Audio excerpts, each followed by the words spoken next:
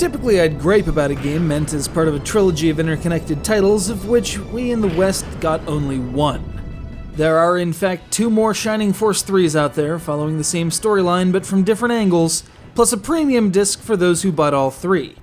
But this is all we got, and by we, I mean the 12 people who bought the game back in '98 and who have been circulating the few known copies for 15 years now. That might be overstating the game's rarity, but I assure you, not by much. I managed to find one for $105 in pristine condition, which is about $25 less than I was expecting to pay. It's no Tron Bond, but then again, Tron Bond wasn't a fantastic tactical RPG, and you know how I feel about those.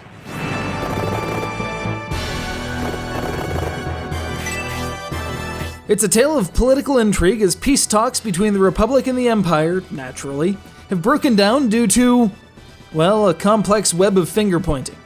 Behind it all is a sect devoted to reviving an ancient evil and who play both sides against each other to cover their tracks. You control the strangely named Lord Symbios, son of a Republican dignitary and personal guard to the king once all hell breaks loose. It's not an easy job, but you've got your own army assembled along the way from the remnants of other forces, bored bar patrons, and the occasional werewolf or a gnome in a suit of steam-powered armor. Still not as cool as an armadillo under similar circumstances, but then again, what is? Return! And the combat. It's grid-based tactical maneuvering at its finest, complete with a couple upgrades cribbed from its brother from another developer, Fire Emblem. There's a cyclical relationship between sword-ish, spear-ish, and axe-ish weapons, as well as some outliers like archers dominating casters.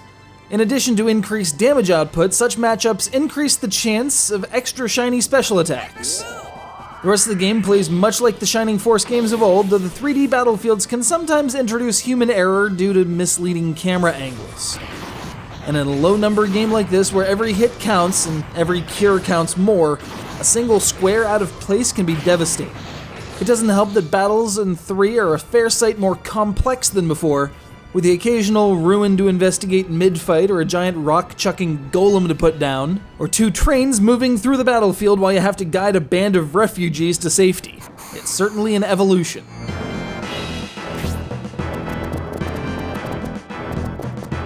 But the vocal performance... oh, Buddha. Rain Thunder! It's downright laughable, from the overacting to the underacting to the downright weird. Now bear my Arctic Blast. It's like a minefield of nutcaseness, sullying what would otherwise be an amazing Motoi Sakuraba soundtrack. So yes, you were correct. This does sound a whole lot like Star Ocean because it's the same guy. The score combines the heroic aspects of the first Shining Force titles with Sakuraba's trademark sweeping grandeur. So it's an installation of one of my favorite tactical RPG series, featuring one of my favorite composers, and the knowledge that this is only 1/3 of it, and we won't be seeing the rest. So the comment I was about to make about transferring your save data to the other chapters, like Suikoden and .hack after it, is kinda lost to the ages. But hey, at least we got this much, though my wallet doth weep. Is this the end?